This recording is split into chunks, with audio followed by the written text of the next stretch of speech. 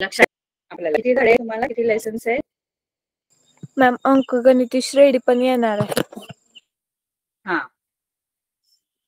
आधीचे 2 धडे तुम्हाला येतात का व्यवस्थित? त्याचा फक्त आपण असं समराईज करूया की तुम्हाला काय काय लक्षात ठेवायचंय फक्त.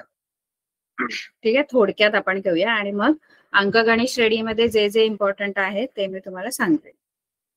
ठीक आहे, आपली एक एक्सरसाइज झाली होती अंकगणित श्रेणीची, हो ना?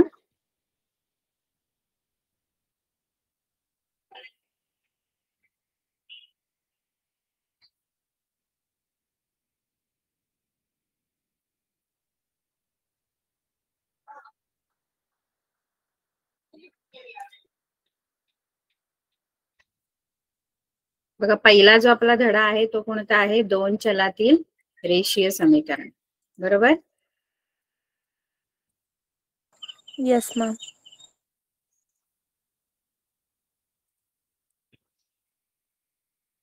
2 चलातील रेषीय समीकरण सोडवण्याच्या एकूण 3 पद्धती आहेत आपल्याकडे. एक आहे चलाचा सहगुणक लोप करण्याची पद्धत. समान करून, आपण सहगुणक समान करतो बघा. हा, समान करून चलाचा लोप करणे. म्हणजे आपण काय करतो, कोणत्या तरी एका चलाचा सहगुणक सारखा करतो आणि ते चल घालवतो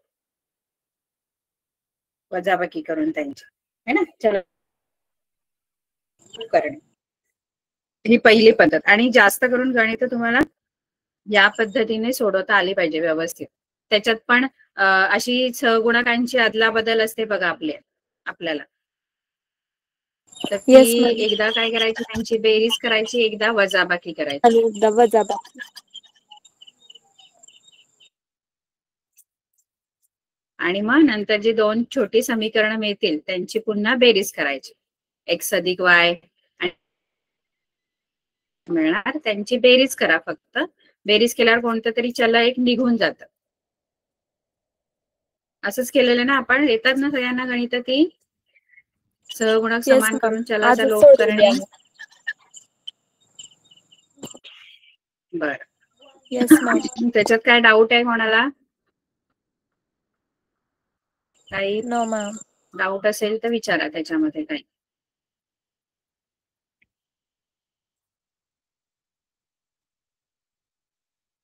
अशा प्रकारे आपण ही बघा, ही गणित आपण सोडवली होती. आणि याच्यामध्ये ही जी गणित आहेत ती सहगुणकाची अदलाबदल झालेली आहे इथे, या 7व्या आणि 8व्या गणितामध्ये, या 2 गणितांमध्ये. त्याच्यामध्ये आधी आपण चलाचा सहगुणक सारखा करत नाही बसायचं. आपण काय करायचं, डायरेक्ट ह्या जे दिलेले आहेत समीकरण तसेच्या तशी त्यांची बेरीज करायची एकदा आणि एकदा वजाबाकी करायची. सहगुणक समान नाही करत बसायचं. बाकीची गणितं सोडवताना सहगुणक समान करायचे कोणत्या तरी एका चलाचा, बरोबर आहे? येस मॅम, आज मी त्यानंतर 8वं दुसरी, सोडलं होतं. हा, तर त्याचा सराव करा म्हणजे तुम्हाला कळेल काय कसं सोडवायचं. सराव केल्याशिवाय गणित येणार नाही. दुसरी पद्धत आलेख पद्धत आहे आपल्याकडे. आलेख पद्धत 2 चलातील रेषीय समीकरण सोडवणे. आलेख पद्धतीमध्ये आपण काय करतो, समजा एखादं समीकरण आहे तर याच्यामध्ये आपण काय करतो, हे समजा समीकरण आहे तर त्याच्यामध्ये एक्सच्या किमती आपण आपल्या मनाच्या घेतो, त्या ह्याच्यामध्ये टाकतो या समीकरणामध्ये आणि त्याच्यावरून y ची किंमत काढतो. आणि असं x आणि y ची किंमत जी मिळते तो बिंदू आपण त्या आलेखावर दाखवतो, बरोबर? असे 3 बिंदू आपण शोधतो आणि 3 बिंदू आलेखावर दाखवतो आणि त्या 3 बिंदूतून जाणारी एक सरळ रेषा आपल्याला मिळते. सरळ रेषा मिळाली पाहिजे आलेखाची, बरोबर आहे? एक्सच्या किमती आपण आपल्या मनाच्या घ्यायच्या.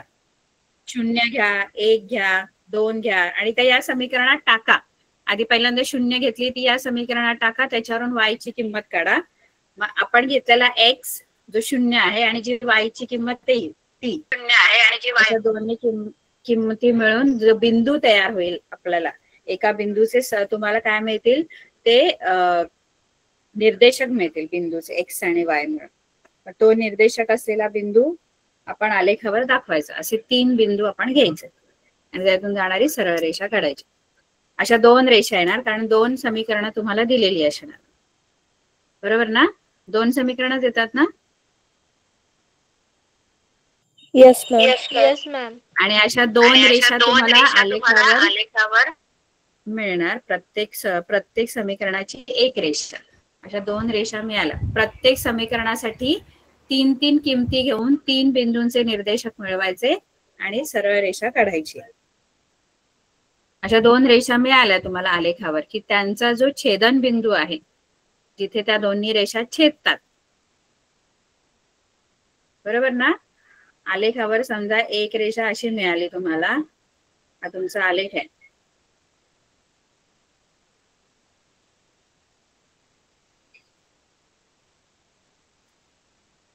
आलेखावर प्रत्येक समीकरणासाठी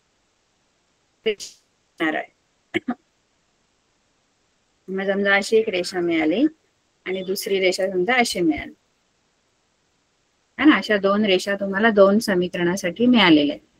तर त्या दोन्ही रेषा जिथे छेदणार तिथे तुमचा काय असणार आहे? त्या दोन्ही एकसामायिक समीकरणांची उकल, त्याचे जे निर्देशक असणार आहेत त्या बिंदूचे, ते निर्देशक जे आहेत म्हणजे एक्स आणि वाय ची जी किंमत आहे तीच तुमची उकल असणार आहे. म्हणजे इथून एक्स ची किंमत काय आहे ते बघा, याचे निर्देशक काढायचे. निर्देशक म्हणजे तुमच्या एक्स आणि वाय ची त्या बिंदूचा निर्देशक काढता येतो की नाही तुम्हाला? आलेखावरून एखादा बिंदू असेल तर त्याचा निर्देशक कसा शोधायचा माहित आहे ना?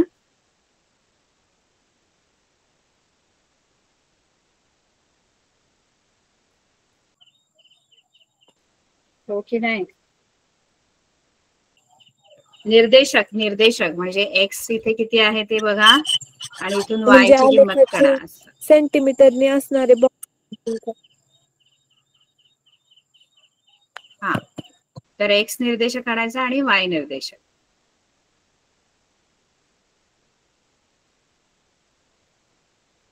अशा प्रकारे आलेख पद्धत एक गणित, 2 गणित स्वतः सोडवायचे. नुसते बघून, म्हणजे असं वाचू नका. गणित वाचायची नाही, गणित सोडवायची. सोडवल्यावर आपल्याला तेवढा कॉन्फिडन्स पण येतो की हा बाबा मला येतंय. नुसतं वाचलात तर काय नाही होणार. गणित कधी वाचायची नाही, कळलं का? एखाद दुसरं गणित वेगवेगळ्या प्रकारची आपण सोडवून बघायची असतात. सोडवा गणित, वेळ द्या जरा आपल्याला गणित सोडवण्यासाठी. भले उशीर होऊ देत, रात्र झाली तरी चालेल, सकाळी लवकर उठावं लागलं तरी चालेल. सोडवून बघायचे. प्रत्येक पद्धतीचं गणित सोडवलं की तेवढा आपल्याला आत्मविश्वास येतो, कॉन्फिडन्स येतो, हा मला येणार आहे. नुसतं वाचून गेला तर तिथे जाऊन आपली बोलती बंद, म्हणजे आपल्याला काहीच येणार नाही. कारण आपण फक्त वाचलेलं असतं, त्यामुळे डोक्यातून निघून गेलेल्या असतात त्या गोष्टी. सोडवलं तर कसं पटापट आपल्याला तिथे, हा बाबा आपण सोडवलंय, हा असंच सोडवलं होतं ते आपल्याला कळतं, है ना? आलेख पद्धत आहे दुसरी. आणि तिसरी पद्धत कोणती आहे आपली एकसामायिक समीकरण सोडवण्याची? क्रॅमर्स पद्धत. क्रेमरची पद्धत. याच्यामध्ये आपण काय काढतो? निश्चयक काढतो ना? निश्चयक पद्धत पण म्हणतात त्याला, डिटर्मिनंट. बरोबर? ही ग्राफ मेथड, ही क्रॅमर सुरू. निश्चयक मध्ये आपण असे डिटर्मिनंट काढतो. अशा 4 व्हॅल्यूज दिले आपण घेतो, त्याच्यामध्ये आपण 12, 32 आणि 13. बरोबर? Yes ma'am. बरोबर ना? 12, 32, 13 लक्षात ठेवायचं. Yes ma'am. तर असे 3 पद्धतीने आपल्याला गणित सोडवायचे आहेत. त्याच्यानंतर आपल्याला वर्ड प्रॉब्लेम आहेत. त्याच्यामध्ये आपण सगळी गणित बघितली होती. वर्ड प्रॉब्लेम मध्ये पण जे आपले शेवटची एक्सरसाइज आहे, शेवटचा प्रॅक्टिस सेट आहे, त्याच्यामध्ये शाब्दिक उदाहरण आहे, ती आपण सगळी सोडवलेली होती. सगळी एकदा बघा कशी सोडवले. ठीक आहे? Yes ma'am. दुसरा धडा आपल्याला क्वाड्रॅटिक इक्वेशन आहे, म्हणजे आपला वर्ग समीकरण.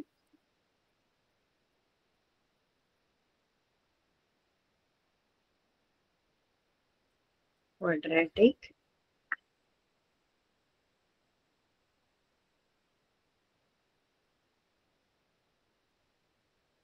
इक्वेशन. क्वाड्रॅटिक इक्वेशन म्हणजे वर्ग समीकरण. ठीक आहे. तर याच्यामध्ये सुद्धा आपल्याला 3 पद्धतीने आपल्याला वर्ग समीकरण ओळखता येतात. वर्ग समीकरण आधी काय आहेत, कशी ओळखायची, तर ज्याच्यामध्ये चलाचा सगळ्यात मोठा घातांक हा 2 असला पाहिजे, अशा स्वरूपातलं असलं पाहिजे. आपलं वर्ग समीकरणाचं सामान्य स्वरूप असं आहे, अशा स्वरूपात असलं पाहिजे आपलं समीकरण. याच्यामध्ये बी किंवा सी शून्य असू शकतो, ए शून्य नसतो याच्यामध्ये. कळलं? ए शून्य असेल तर तो वर्ग समीकरण होणार नाही. बी किंवा सी हे सहगुणक शून्य असू शकतात. बी सीच्या ठिकाणी सहगुणक असते, संख्या असतात. त्या कधी बी शून्य असू शकतो किंवा सी पण शून्य असू शकतो, ए शून्य नसणार कधी. आणि अशा स्वरूपातलं जर समीकरण तुम्हाला आलं तर मग ते वर्ग समीकरण आहे. चलाचा सगळ्यात मोठा घातांक हा 2 असला पाहिजे, तर ते वर्ग समीकरण. म्हणजे त्याची जी पॉवर आहे मॅक्झिमम मोठी पॉवर जी आहे सगळ्यात ती 2 असली पाहिजे, तर ते वर्ग समीकरण होतं. बरोबर आहे? वर्ग समीकरण ओळखायचं.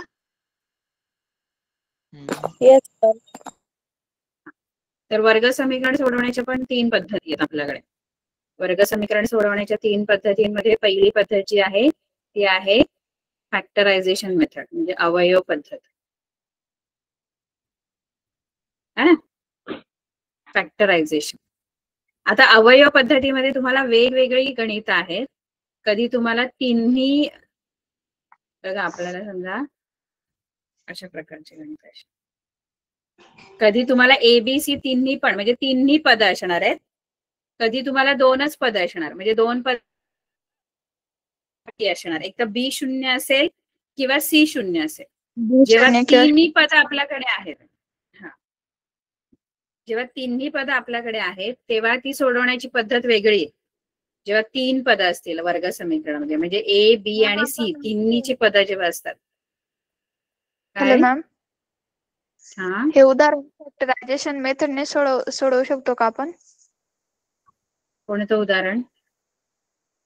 ते 2 उदाहरण तुम्ही येणे अंडरलाईन केली होती.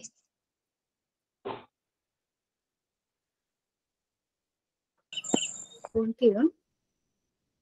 मॅम पहिल्या आता सराव सूचीमधली पहिल्या धड्यातली.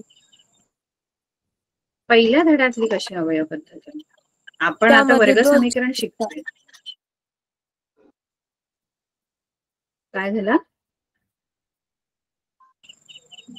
आपण मगाशी जी समीकरणं दिली ती एक सामायिक समीकरण आहेत ना. आपण जी समीकरणं शिकलो ती एक सामायिक आहेत. म्हणजे मगाशी मी जी दिली होती ती बोलताय ना तुम्ही? हो मॅम. पण ती आता तर मी सध्या तर एक समीकरण दिलं, ती एक सामायिक समीकरण. ती सोडवण्याच्या 3 पद्धती आहेत. त्या आपण बघितल्या. आलेख पद्धतीने सोडवू शकता, किंवा मग तुम्ही चलाचा सहगुणक समान करून चलाचा लोप करणे या पद्धतीने सोडवू शकता, किंवा मग तुम्हाला तिसरी पद्धत क्रॅमर्स रूलने सोडवते. कळते की नाही? आता जे मी सांगते ते कुठल्या धड्याचं सांगते? आता जो आपण धडा घेतलाय वर्ग समीकरण. वर्ग समीकरण. हा, तर वर्ग समीकरण सोडवण्याच्या 3 पद्धती. पहिली अवयव पद्धत आहे, दुसरी पूर्ण वर्ग पद्धत आहे, आणि तिसरी आहे सूत्र पद्धत, फॉर्म्युला मेथड. है ना? पहिलं ते हे क्वाड्रॅटिक इक्वेशन आपल्याला ओळखता आले पाहिजे. इथे बघा, आपल्याला decide which of the following are quadratic equation. म्हणजे आपण आधी ओळखता आले पाहिजे की याच्यातले क्वाड्रॅटिक इक्वेशन काय आहे. तर क्वाड्रॅटिक इक्वेशन आहे की नाही हे ओळखण्यासाठी आधी तर छेदातलं वगैरे जे काही असेल ते घालवायचं असतं. नॉर्मल आणायचं समीकरण, आणि सगळी पदं आधी डावीकडे आणायची. छेदातलं आधी जे असेल ते छेदामधलं घालून टाका. कंस काय असतील तर ते कंस सोडवा आधी. त्यानंतर सगळे जे टर्म्स आहेत जे उजवीकडे ते डावीकडे घेऊन ये, आणि उजवीकडे 0 ठेवा, आणि मग चेक करा की ते वर्ग समीकरण आहे तुझ्या माईक मधून आवाज येत आहे.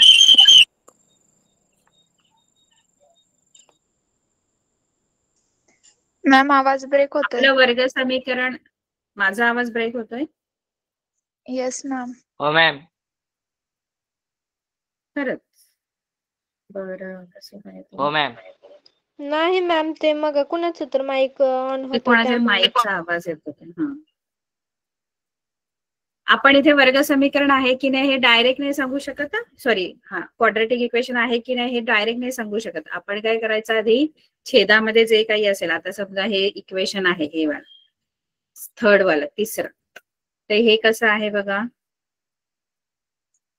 y वर्ग अधिक 1/y बरोबर 2. तर आधी छेदामधले वगैरे जी पद असतात की नाही ती काढून टाका. छेदामध्ये y आहे, त्याला काढायचं असेल तर काय करतो आपण? वायने गुणायचं. वायने गुणायचं त्या अवयव पद्धत नाही समीकरणाला. मी शिकवत आहे. मी तुम्हाला काय शिकवते की वर्ग समीकरण आहे की नाही हे कसं ओळखायचं. तुम्हाला प्रश्न असणार की दिलेलं समीकरण हे वर्ग समीकरण आहे का?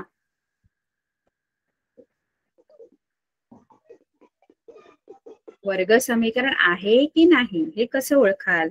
तर तुम्हाला समजा एखादं समीकरण दिलंय, ते वर्ग समीकरण आहे की नाही हे ओळखण्यासाठी आधी डायरेक्ट आपण नाही सांगू शकत.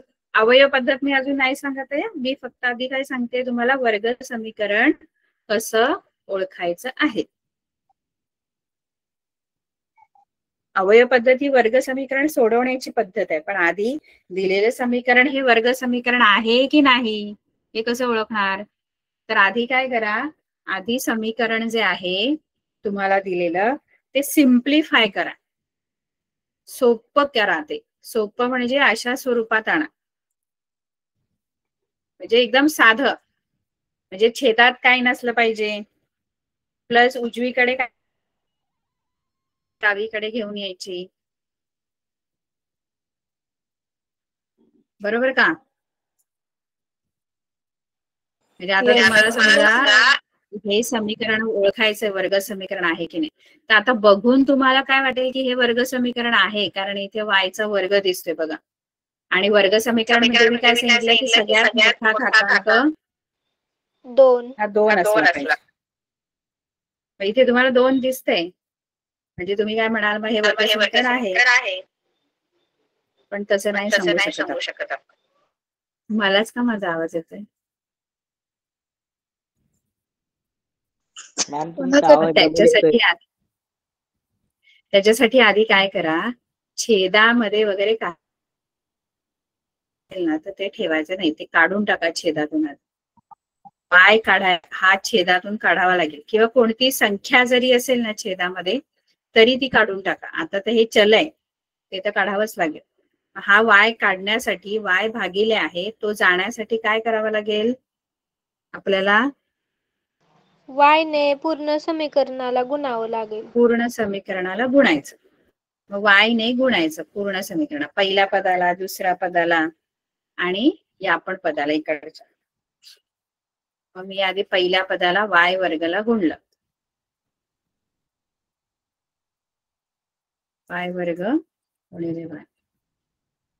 ते पण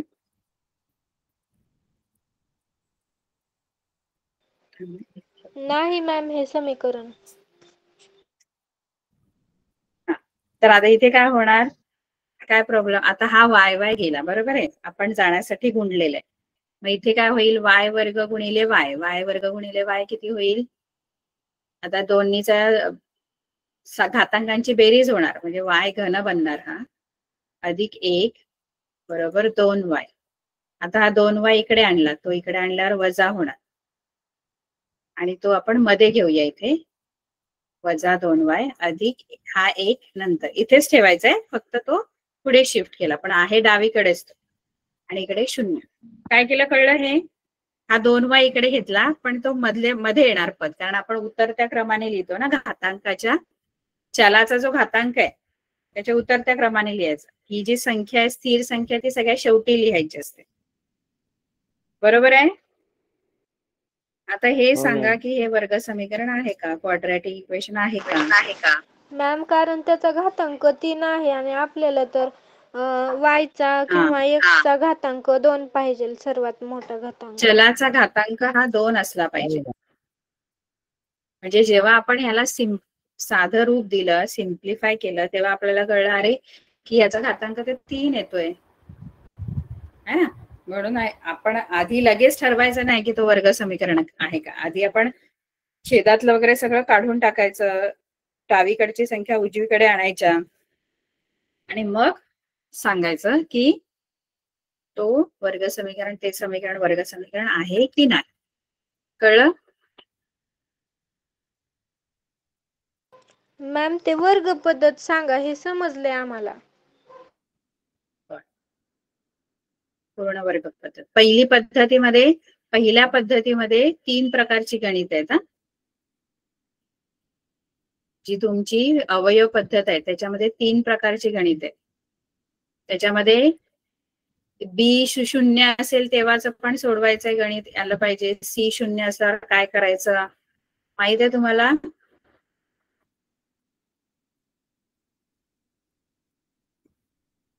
हे बघा असं एबीसी एकामध्ये पहिला तर आपण फॅक्टरायझेशन मेथड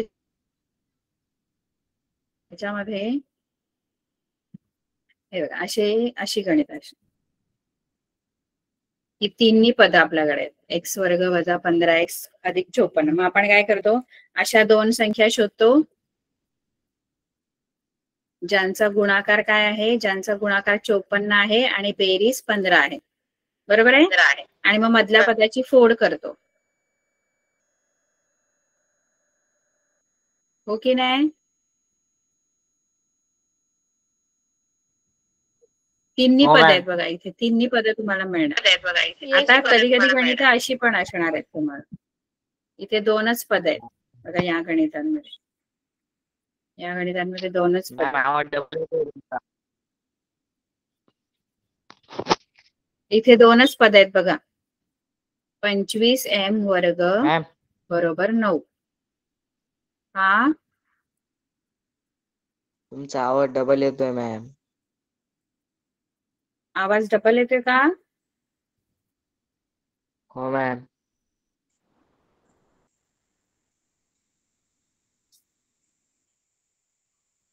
मॅम आम्हाला येतोय बरोबर.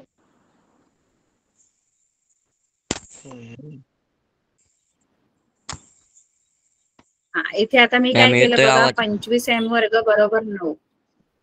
मग हा 9 मी इकडे आणला, तो वजा झाला. आता इथे मला 2च पद आहेत, 3 पद नाही.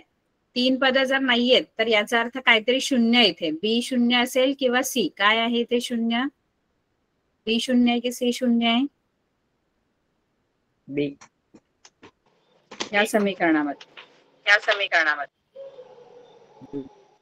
सी शून्य आहे. सी शून्य आहे की बी? सी आहे. बी मॅम बी. बघा बी शून्य, बी का माहित आहे, कारण बी शून्य एमचं पद नाहीये ना. म्हणजे आपल्याकडे कसं असतं, एक वर्गचं पद असतं, दुसरं फक्त आता समजा एक्स मध्ये लिहायचं झालं तर एक्स मध्ये एक एक्स वर्गचं पद असतं, दुसरं एक्सचं पद असतं आणि तिसरं पद स्थिर संख्या असते ज्याच्याबरोबर चल नाहीये. स्थिर संख्या आहे इथे, ही सी आहे तुमचा. हा ऋण 9 जो आहे -9 हा सी आहे तुमचा, कारण त्याच्याबरोबर चल नाहीये ना. वर्गचं पद आहे आणि डायरेक्ट हा स्थिर संख्येचं पद आहे. एमचं पद कुठे इथे? एमचं पद दिसतंय का? एम वर्गचं पद आहे, हे एम वर्गचं पद आहे. हा ए आहे तुमचं, एचं पद हे आहे आणि हा सी आहे तुमचा. बी शून्य इथे.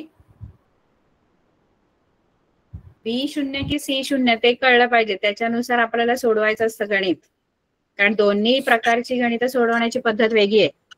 तिन्ही मॅम प्रकारची, तिन्ही पद जर ए बी सी.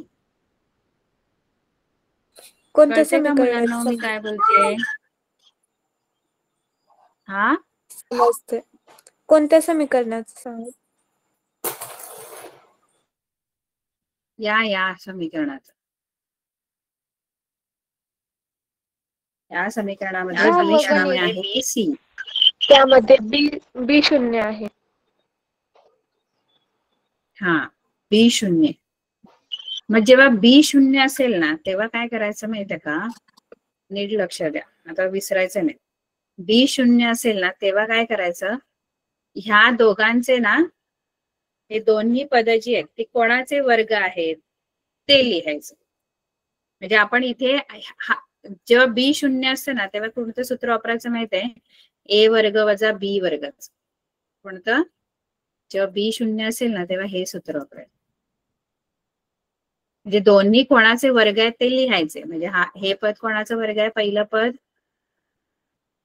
कोणाचा वर्ग आहे, 5m चा. 5m चा. हा, मग हा 5m चा वर्ग आहे आणि हा 9 जो आहे तो 3 चा वर्ग आहे, बरोबर, 0. मग एका कंसात आपण 5m अधिक 3, कारण ए वर्ग वजा बी वर्गाचे अवयव काय पडतात, ए अधिक बी आणि ए वजा बी. 5m अधिक 3 आणि 5m वजा 3 बरोबर 0.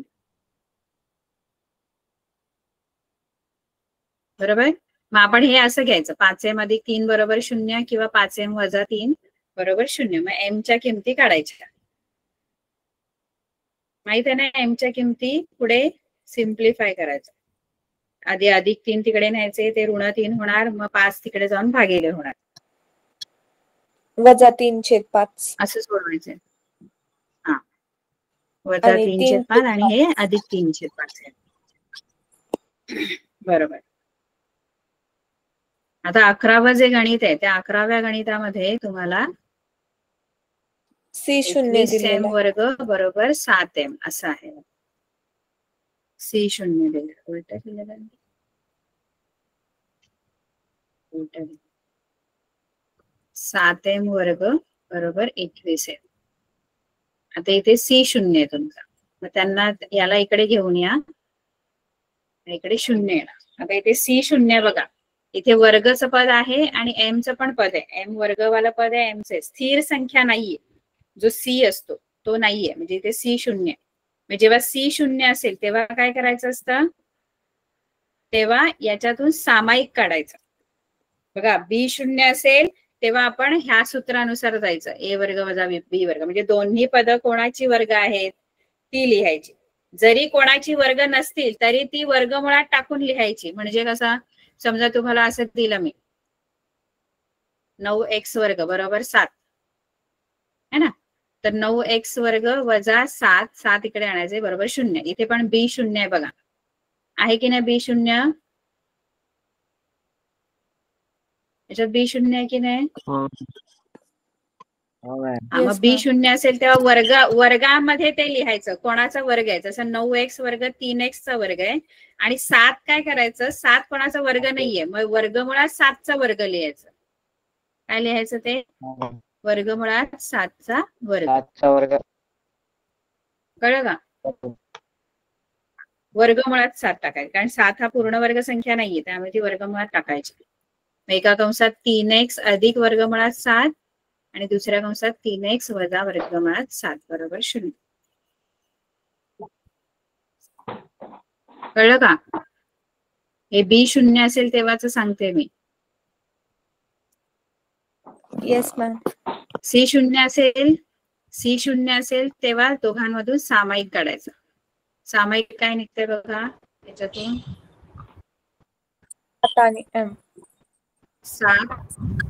7m तुमचं सामायिक येणार आणि मग m वजा 3 राहणार बरोबर 0. 7m बरोबर 0 किंवा m वजा 3 बरोबर 0. मग हा 7 इकडे जाऊन भागिले होणार, 0/7 आणि हा ऋण 3 तिकडे जाऊन धन 3 होणार. 0/7 म्हणजे 0. म्हणजे एमच्या दोन किमती आल्या, एक 0 आणि एक 3. कळलं हे अवयव पद्धत. सूत्र पद्धत तर सगळ्यात सोपी आहे. सूत्र पद्धतीमध्ये आपण काय करतो, पेपर कधी आहे तुमचा, उद्याच आहे का मॅम? आमचा परवा दिवशी आहे. बरं, सूत्र हे लक्षात ठेवायचं. बी वर्ग वजा 4ac भागिले 2. 4ac मॅम आमचा वजा बी शुक्रवारी आहे. अधिक वजा.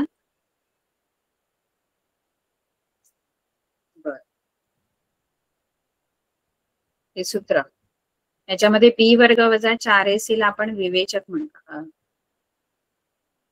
विवेचकच म्हणतो ना, विवेचक. डिटर्मिनंट, डिस्क्रिमिनंट, डिस्क्रिमिनंट किंवा आपण विवेचक म्हणतो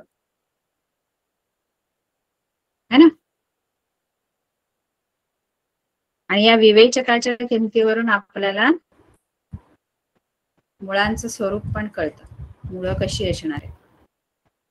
बी वर्ग वजा 4ac जर 0 असेल तर मुळं कशी असतात.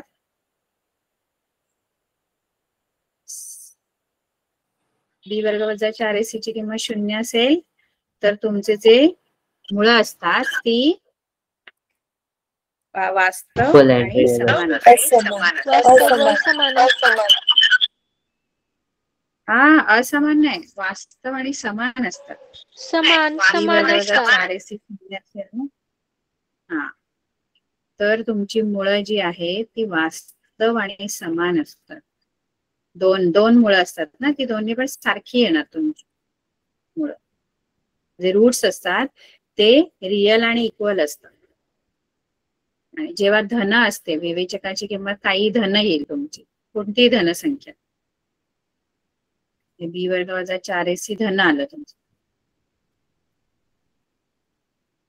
तर तुमचे मुळं कशी असणार. बी वर्ग वजा 4ac जर ग्रेटर दॅन 0 म्हणजे धनसंख्या, तर मग तुमची मुळं वास्तव आणि असमान असतात. असमान. जेव्हा धनसंख्या येईल बी वर्ग वजा 4ac आणि बी वर्ग वजा 4ac जेव्हा ऋण येईल तेव्हा तुमची मुळं जी आहेत म्हणजे वास्तव नसतात. Not real. तेव्हा वास्तव संख्या नाही, नॉट रिअल. हे आपण लक्षात ठेवायचं. ठीक आहे. आता पूर्ण वर्ग पद्धतीमध्ये तुम्हाला गणित सोडून हवंय का. दुसरी जी पद्धत आहे ती आहे पूर्ण वर्ग पद्धत. Yes, ma'am.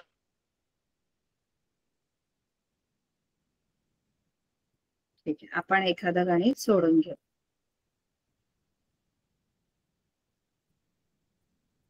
बाकीचं कळलं काय करायचं. अवयव पद्धत व्यवस्थित लक्षात ठेवायची. अवयव पद्धतीमध्ये तीन संख्या असतील, 3 पद असतील तेव्हा कसं सोडवायचं ते लक्षात ठेवायचं.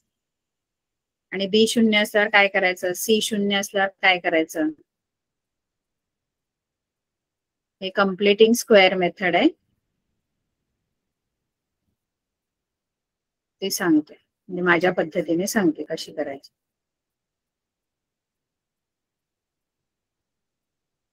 शेवटचं गणित 6वं आपण सोडू.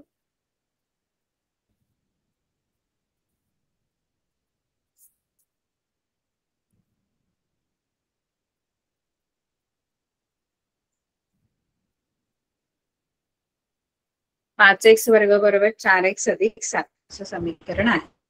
आणि आपल्याला इथे कम्प्लिटिंग स्क्वेअर मेथड हे आपल्याला सोडवायचं आहे. म्हणजे पूर्ण वर्ग पद्धत. मग याच्यामध्ये ना काही स्टेप्स आहेत त्या फॉलो करायच्या. तर मी तुम्हाला ते लिहून दिल्या होत्या. पहिली स्टेप काय करायची असते. पहिली स्टेप करायची की तुमचा जो सी आहे तो सी उजवीकडे न्यायचा.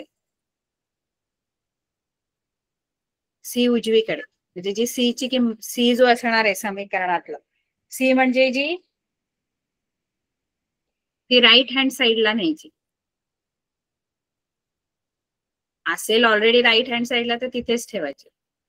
दुसरा म्हणजे ए जो आहे तो 1 करायचा. ए ए ए म्हणजे वर्गाच्या पदाचा जो सहगुणक आहे तो 1 आणायचा आहे. 1 आणायचा आहे. आणि तिसरा म्हणजे हे सूत्र लक्षात ठेवायचं. थर्ड टर्मचं तिसरे पद थर्ड टर्मचं एक फॉर्म्युला आहे तो लक्षात ठेवायचा. थर्ड टर्मचा एक फॉर्म्युला तुम्हाला लिहून दिलेला मी. काय लिहून दिलेला आठवतं का? हाफ इंटू 1/2 गुणिले एक्सचा सहगुणक कोइफिशियंट ऑफ एक्स आणि त्याचा वर्ग. हा तुमचा थर्ड टर्मचा फॉर्म्युला आहे. या 3 गोष्टी लक्षात ठेवायच्या. पहिलं तर सी उजवीकडे न्यायचंय, ए एक आणायचंय, तिसऱ्या पद कळलं? एवढं कळलं? हे आपण गणित सोडवायचं. येस 3 गोष्टी पूर्ण वर्ग पद्धतीसाठी लक्षात ठेवायच्या.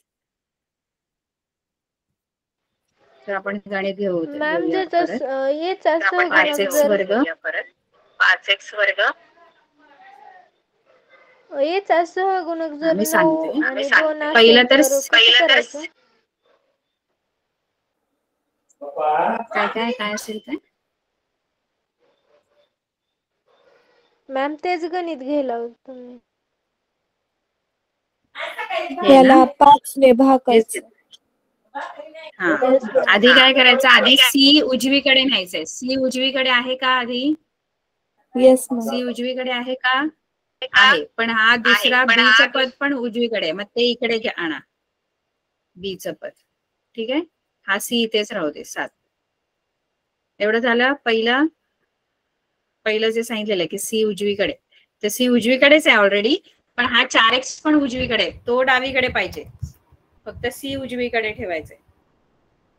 आता काय करायचं? ए जो आहे तो 1 करायचा. हा ए जो आहे म्हणजे एक वर्गाच्या पदाचा सहगुणक म्हणजे ए असतो ना आपला. ए आपल्या समीकरणातला ए 5 आहे ना, तो 1 करायचा. ए 5 आहे, तो 1 करण्यासाठी 5 ने भागावं लागेल, तेव्हा 1 येईल ना इथे. 1 कधी येईल? जेव्हा तुम्ही समीकरणाच्या दोन्ही 5 बाजूला ने गुण 5 ने काय करायचंय? भागायचंय. भागणे. गुणलं तर 25 येईल. 5 चा 1 करायचंय. कळलं का? त्यामुळे काय करायचं? 5 ने भागावं लागेल मला. मग प्रत्येक पदाला भागायचं. एकाला भागून नाही चालणार.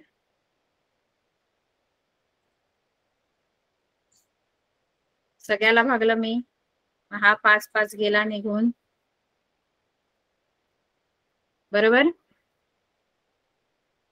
मला इथे एक्स वर्ग वजा 4/5x बरोबर 7/5 हे आलं.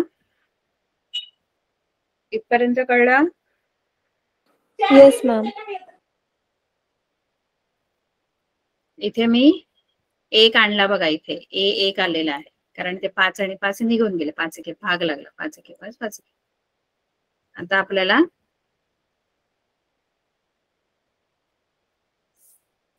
इथे तिसरं पद आणायचंय. डावीकडे तिसरं पद असं आणायचं की ही पूर्ण 3 पद मिळून एक परफेक्ट स्क्वेअर बनायला पाहिजे. पूर्ण वर्ग बनायला पाहिजे कुठल्या तरी कंसाचा. कारण पूर्ण वर्ग बनण्यासाठी तुमचा 3 पदांची गरज आहे. पूर्ण कंसाचा वर्ग बनण्यासाठी. कारण आपण ए अधिक बी कंसाचा वर्ग जर केला तर त्याच्यात 3 पद येतात बघा. ए वर्ग अधिक 2ab अधिक बी वर्ग. अशी जर 3 पद तुम्हाला मिळाली तर तो ए अधिक बी चा वर्ग असतो. मग तसंच आपल्याला 3 पद लागणार आहे. कोणत्या तरी कंसाचा वर्ग होण्यासाठी किती पद लागणार आहेत? 3 टर्म्स. पण हा घेऊन उपयोग नाही 7/5 इकडे. आपण इथे एक तो तिसरा टर्म इथे ऍड करायचा की जेणेकरून हे पूर्ण 3 पदांचा मिळून एक परफेक्ट स्क्वेअर बनला पाहिजे. कळलं का? परफेक्ट स्क्वेअर असा थर्ड टर्म शोधायचा. म्हणून तो थर्ड टर्मचा फॉर्म्युला मी तुम्हाला दिलाय. तिसऱ्या पदाचा फॉर्म्युला. थर्ड टर्मचा फॉर्म्युला काय आहे? हाफ इंटू 1/2 कोएफिशिएंट दुसरे पद बरोबर 1/2 कोएफिशिएंट ऑफ एक्स चा सहगुणक आणि त्याचा वर्ग पण करायचा आहे. कंसाचा वर्ग. कळलं का? मग 1/2 गुणिले एक्स चा सहगुणक काय आहे? एक्स चा सहगुणक काय दिसतो इथे? -4/5. वजा 4/5. हे वजा चिन्ह इथे नाही घेतलं तरी चालेल. का माहित आहे, खरं घ्यायचं असतं. घ्या, नाही घेतलं तरी का चालेल माहित आहे का, कारण नंतर तो वर्गच होणार आहे आणि वर्ग केल्यावर ऋण जरी संख्या असली आतमध्ये तो धनच होणार आहे.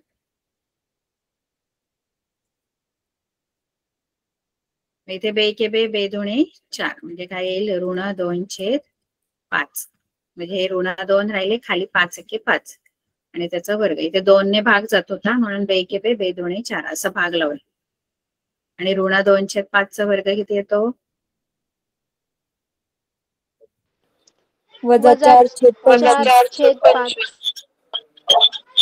वजा कसं येणार, वजा कसं येणार. 4/25. बघा, वर्ग हा नेहमी धन असतो हा, कोणत्याही ती धन संख्या असू दे नाही तर ऋण, कारण ऋण ऋण धन होऊन जाणार ना गुणाकार केला 2दा की. म्हणून ते चिन्ह ऋण नाही घेतलं तरी चालेल, कारण नंतर वर्गच होणार आहे, तो धनच येणार उत्तर त्याच. इथे आले 4/25. ठीक आहे. आता हे 4/25 काय करायचं असतं सांगितलेलं, इथे तिसरं पद म्हणून पाहिजे ना मला. इथे 4/25 तिसरं पद पाहिजे मला, की जेणेकरून तो कोणाचा तरी वर्ग बनेल, कोणाचा तरी कंसाचा. मग हा जो 4/25 आहे हा दोन्हीकडे मिळवायचा, दोन्ही बाजूला समीकरणाच्या डावीकडे पण, आणि फक्त डावीकडे नाही ना आपण मिळवू शकत, उजवीकडे पण ती क्रिया करावी लागेल. डावीकडे आणि उजवीकडे दोन्हीकडे 4/25 काय करायचं आहे,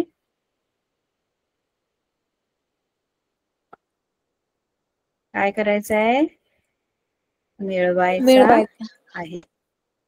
इकडे मिळवला डावीकडे, उजवीकडे पण 7/5 आहे, तिथे पण 4/25 मी मिळवलं. दोन्हीकडे मिळवावं लागणार, एकाकडे मिळवून नाही चालणार.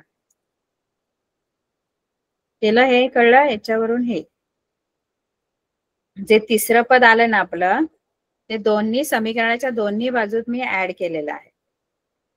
हे बघा, डावीकडे पण मिळवलं, x² वजा 4/5x होतं, तिथे 4/25 मिळवले, आणि बरोबर 7/5 होतं, तिथे पण 4/25 मी मिळवलेले आहे.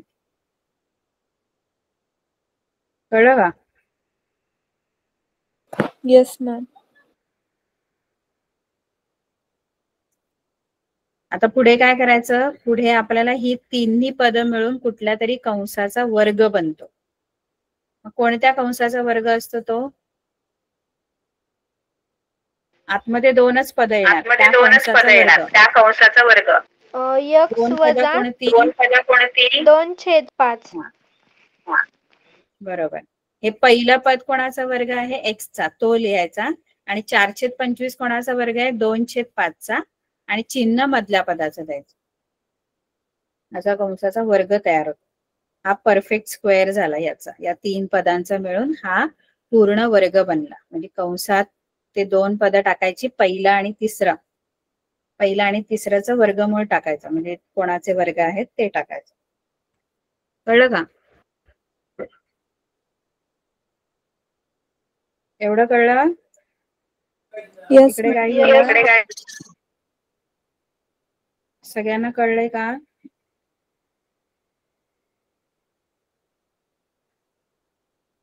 आता या बाजूला आपल्याला थोडस अजून सिम्प्लिफाय करावं लागेल.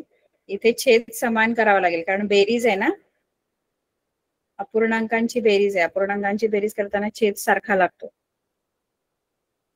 इथे 7/5 ला छेद दोघांचा समान म्हणजे किती होणार,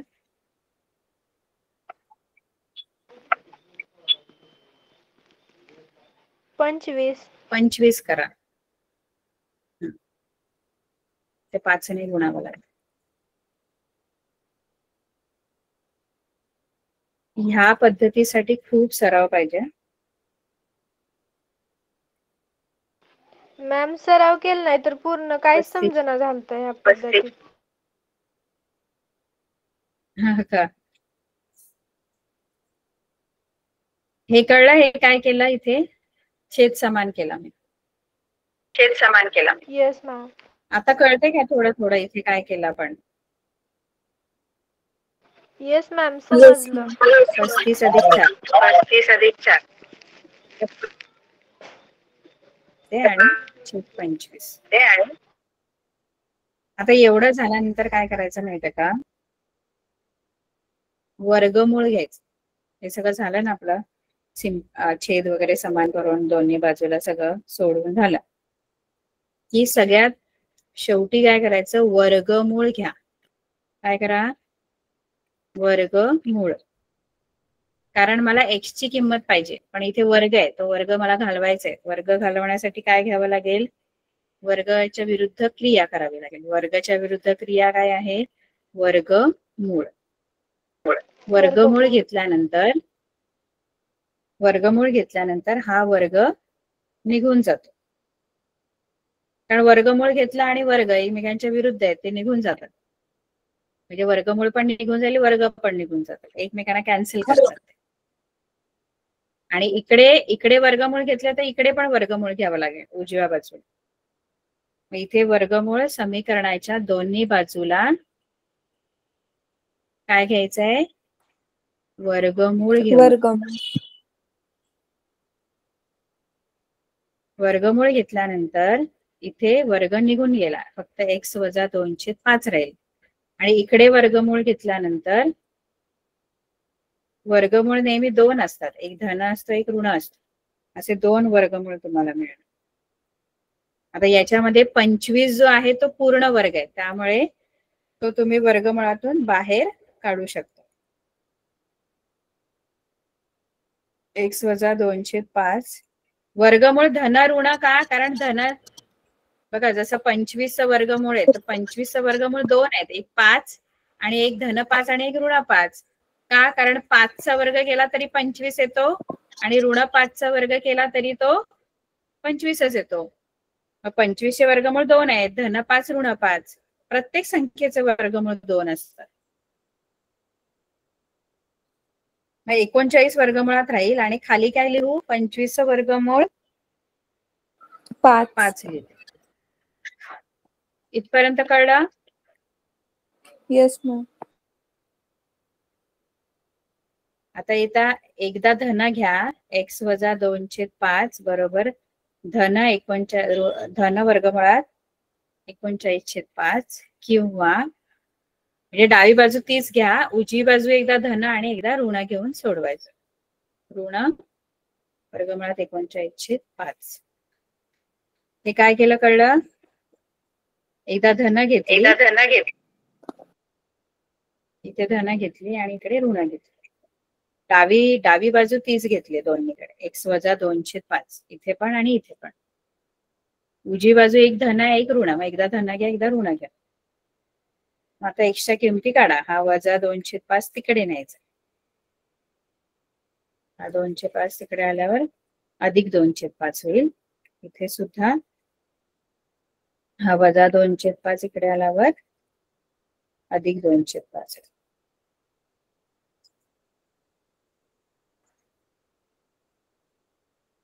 x बरोबर वर्गमुळात 39 वर्गमुळात अधिक 39 2/5 अधिक 2/5 आणि इथे वजा वर्गमुळात 39 अधिक 2/5. कळलं? हे तुमचे उत्तर आहेत, मुळ आहेत, मुळ वर्ग समीकरणाचे.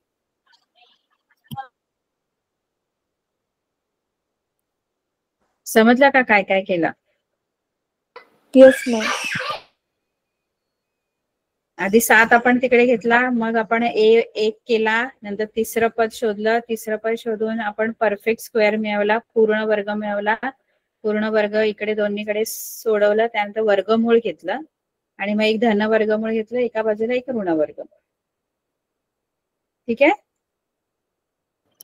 Yes, ma'am. आणखी तुम्हाला लेक्चर हवा असेल तर सांगा मॅम. ठीक आहे, आपलं एक अंकगणित रेडी राहिलेलं आहे. Yes, ma'am. ठीक आहे, मॅम गुड बाय.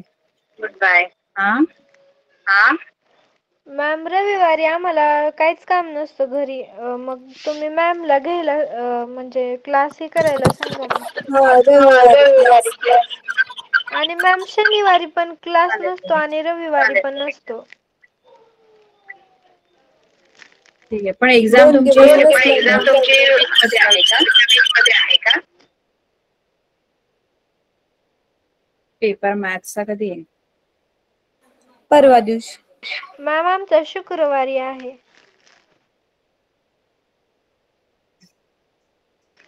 भाग मग एकचा कधी आहे? म्हणजे नंतर शुक्रवारी बोलताय आहे. का? दिवाळीच्या एक्झाम झाल्यानंतर का तुमचं?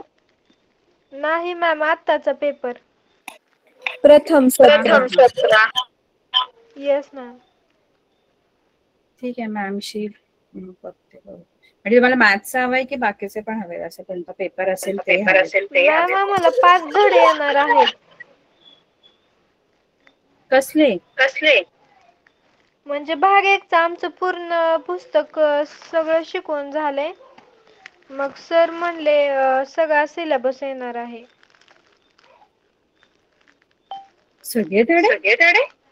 येस मॅम, आमची तर काहीच रिव्हिजन झाली नाही आणि सर ऐकत पण नाही.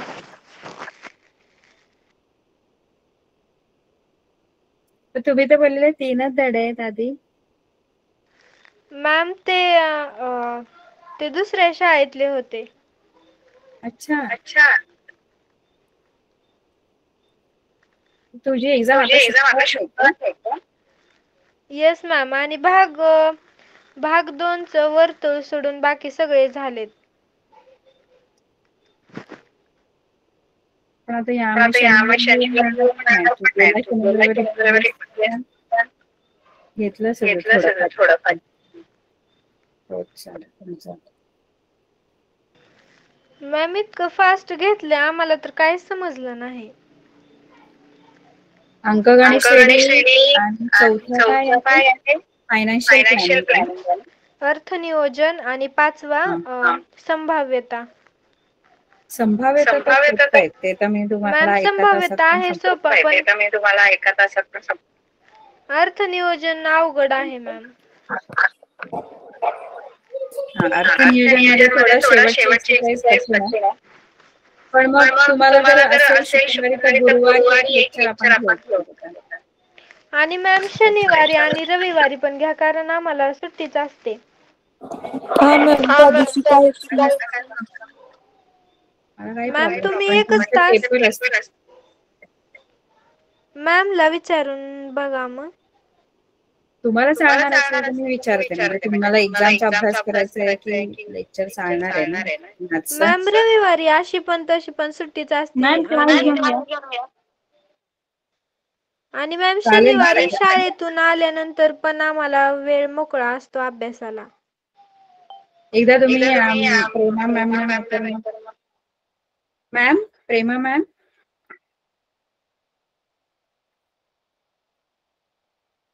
संगीता मॅम. हाँ मैम। इनको सैटरडे संडे लेक्चर चाहिए बोल रहे बच्चे। अच्छा, सैटरडे संडे कौन से सब्जेक्ट का चाहिए बच्चों? मॅम मॅम आमचा